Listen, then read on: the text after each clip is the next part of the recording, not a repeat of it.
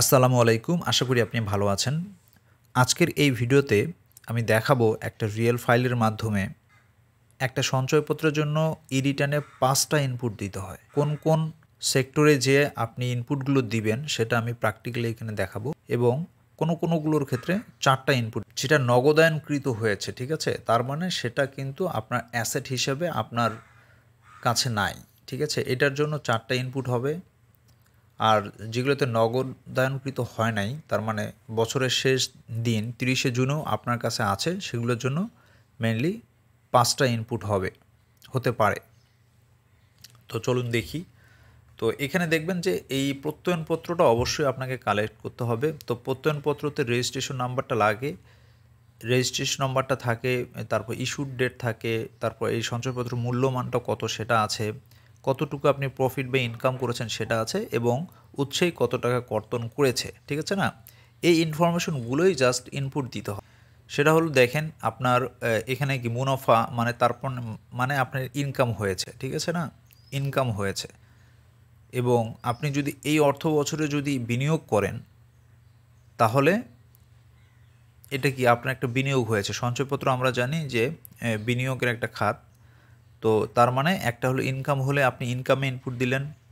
তারপর আপনার যখন এই অর্থ বছরে যখন আপনি বিনিয়োগ করেছেন এটা রিবেটে আপনি ইনভেস্ট করবেন, রিবেটে আপনি ইনপুট দিবেন। আগেরগুলো কিন্তু দেয়া যাবে না, এই অর্থ বছরে যেটা শুধু সেটা ইনপুট দিতে হবে। তারপর আপনার যদি উৎসে কর কর্তন করে তাহলে উৎসে কর কর্তন যতগুলোর আছে সবগুলো দিতে হবে। তাহলে ৩টা গেল।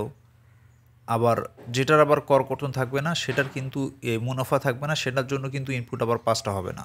সেটার ক্ষেত্রে শুধু ক্লোজিং ব্যালেন্স যেটা আছে সেটা যাবে।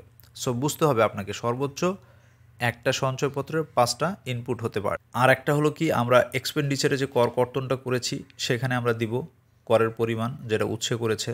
তারপর আমরা অ্যাসেট লায়াবিলিটিসের যদি বছরের শেষ দিনে থাকে নগদায়নকৃত না হয় তাহলে সেখানে দিব ৪টা এবং আবার আমরা যে করটা কেটেছে সেটা আবার আপডেট মানে সমন্বয় করে নিয়ে আসবো। এই হলো টোটাল ৫টা ইনপুট, ঠিক আছে?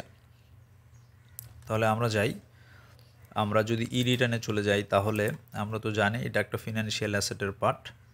আমরা ফিনান্সিয়াল অ্যাসেটটা এখানে ওপেন রাখবো, 7 কন্টিনিউ দেব। দেওয়ার পরে যে ফিনান্সিয়াল অ্যাসেটে আসলে আপনি দেখবেন যে এই যে ইন্টারেস্ট ফ্রম সঞ্চয়পত্র একটা আছে। সো ফার্স্ট আমরা দেখব যে আমার ইন্টারেস্ট কত আছে। এইখানে এই ফাইলটাতে যদি আসি দেখি যে প্রথমটার আমরা একটা নগদায়নকৃত দেখি।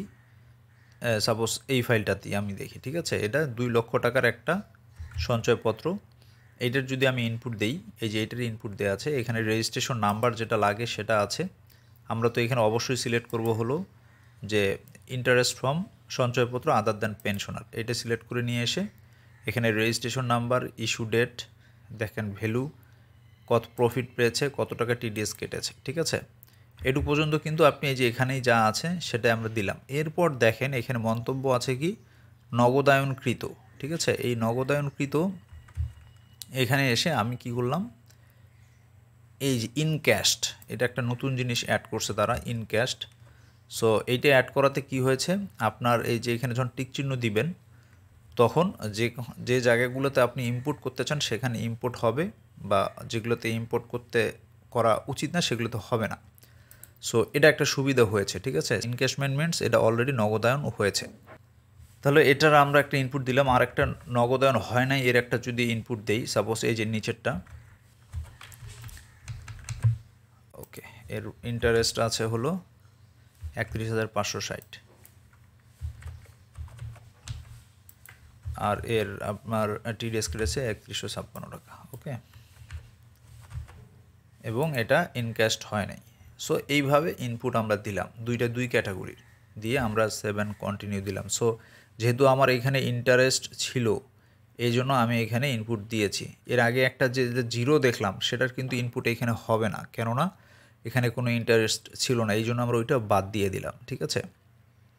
শুধু যেহেতু ইনকাম যেটার আছে ইনকামে এসে আমাকে ইনপুট দিতে হবে। তাহলে ফার্স্ট ইনপুট আমার হয়ে গেল, সেটা হলো ইনকাম। আর যদি কারো যদি পেনশনার থাকে তারা তো অবশ্যই সিমিলার অপশনে এই যে ইন্টারেস্ট ফ্রম পেনশনার এটা সিলেক্ট করে নিয়ে করবেন, ওকে। তাহলে এইখানে একটা ইনপুট গেল, সেভ অ্যান্ড কন্টিনিউ দিলাম। তারপর আমার আসবে হলো আমি কি রিবেটে, আমার ইনকামের ইনপুট শেষ, একটা জায়গায় ইনপুট হলো, এরপর আসবো আমরা রিবেটে। রিবেটে আসার পর দেখবেন যে এই যে অ্যাপ্রুভ সঞ্চয়পত্র আছে, এখানে এসে আপনি এখন দেখেন যে আর রিপিট করতে হবে না, এই যে ইম্পোর্ট ফ্রম ইনকাম, ঠিক আছে, আগে বারবার লিখতে হতো, এখন এটা অ্যাড করেছে। সো ইম্পোর্ট ফর ইনকামে যখন দিব তখন দেখবেন ওখানে দিলাম আমরা 2টা, বাট এখানে চলে আসছে কি একটা। কারণ হলো যেটা এই অর্থ বছরে আপনি বিনিয়োগ করেছেন, এই যে ডেট, ইস্যু ডেট, সেই অনুযায়ী কিন্তু এখানে আসবে। তাহলে আমি এটা সিলেক্ট করে নিয়ে, ওইটা যেহেতু আগের ডেটে ছিল 20 সালের বা তার আগের, এই জন্য কিন্তু এটা আর আসে নাই। তো এখানে আমার যেহেতু ওইখানে আমি ইনপুট দিয়েছি, এখানে চলে আসছে, জাস্ট টিক চিহ্ন দিলাম, সিনক্রোনাইজ। তাহলে এই যে এটা চলে আসলো, তাহলে আমার 2টা জায়গার ইনপুট ডান। এরপর যাব আমি হলো এক্সপেন্ডিচারে। এক্সপেন্ডিচারে এসে আমরা জানি এখানে একটা ঘর থাকে, এটা হলো payment of tax at source and advance tax. So সোর্সের যে ট্যাক্সগুলো কেটে রাখে, সো এই ব্যক্তির আমরা যদি দেখি যে এইখানে টোটাল তার সোর্সে উৎসে কর্তন করেছে 18,154 টাকা উৎসে কর্তন করেছে। সো তার আরও অন্যান্য উৎসে কর্তন থাকতে পারে, সেগুলোর সাথে এইটা যোগ করে নিয়ে তাকে মেনলি এই ঘরটাতে লিখে দিতে হবে। স্যালারি থাকতে পারে বা আদার্স থাকতে পারে, যেটাই থাকুক তাকে এখানে লিখে দিতে হবে। তা আমি এখানে লিখে দিচ্ছি 18,000, ধরলাম তার অন্য কিছু নাই, 18,154 টাকা। এখানে সবগুলা নিয়েই একবারে লিখে দিতে হবে। অন্য কোনো কিছু থাকে যদি তার সবগুলারই just payment app source and advance tax একটা ঘর আছে, সবগুলো যোগ করে নিয়ে তাকে এখানে দিতে হবে। এখানে আমি সাপোজ সঞ্চয়পত্র লিখলাম, ঠিক আছে, ওকে। তাহলে আমার 3টে ইনপুট হয়ে গেল, 7 কন্টিনিউ। তাহলে ইনকাম, রিবেট, এক্সপেন্ডিচার। এবং asset and liabilities, asset and লায়াবিলিটিসে এসে আপনি দেখবেন যে এটার জন্য সঞ্চয়পত্র যে ঘরটা আছে, এখানে আপনি এই যে ইম্পোর্ট ফ্রম ইনকাম এইখানে আসবেন। এইখানে আসার পর দেখবেন যে আপনার ওই 2টা আসে নাই, এটা যেহেতু ইনক্যাশড হয়েছে, প্রথমটা আসে নাই, যেটা শুধু আমার ছিল নগদায়ন হয় না সেটা আছে, সেটা নিয়ে আমি এখানে সিনক্রোনাইজ দিলাম। তো আগে যেটা ছিল আমি একটু ডিলিট করে দেই, এটা আগে যেটা ছিল এটা যদি আপনার না থাকে, এটা অ্যাকচুয়ালি তো আর আপনার নাই, তাই না? সো আমি এটা একটু ওইখানে যেটা দিলাম, ওকে, এইখানে এসে ইম্পোর্ট ফ্রম দিয়ে সিনক্রোনাইজ করে দিলাম, ঠিক আছে, এই যাও চলে আসলো। সো যেটা আপনার থাকবে বছরের শেষ দিন সেটা চলে আসবে হলো এখানে। এই টোটাল আমাদের 4টা ইনপুট কিন্তু হয়েছে, ঠিক আছে।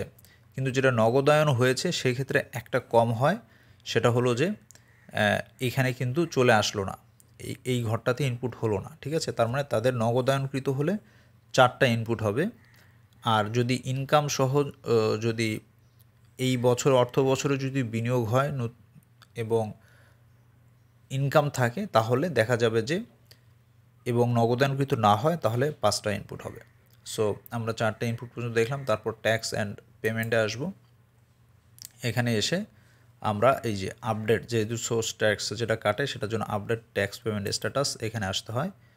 এখানে এসে আমরা সোর্স ট্যাক্সের আন্ডারে সঞ্চয়পত্র, এইখানে এসে আপনার সঞ্চয়পত্র নাম্বারটা, রেজিস্ট্রেশন নাম্বারটা দিয়ে আপনি সিনক্রোনাইজ ফ্রম ইনকাম করেন। যেহেতু এটা আপনার যার প্রোফাইল, তার প্রোফাইলে এসে এখানে সে যে ট্যাক্সটা কেটেছে সেটা সমন্বয় করে নিতে হবে, কেননা আপনার ওখানে দেখাবে যে আপনার মিনিমাম ট্যাক্সের আন্ডারে এত টাকার ট্যাক্স আছে, যখন আপনি এইখান থেকে সমন্বয় করবেন আর আপনাকে এক্সট্রা ট্যাক্স দিতে হবে না, সঞ্চয়পত্র একটা ফাইনাল ট্যাক্স। সো এভাবেই মেনলি একটা সঞ্চয়পত্রের জন্য 5টা জায়গায় ইনপুট দিতে হয়। আমি আশা করি আপনারা বুঝতে পেরেছেন। তারপর যদি কোনো কমেন্টস থাকে প্লিজ কমেন্টস করবেন, আমি উত্তর দেওয়ার চেষ্টা করব। খোদা হাফেজ।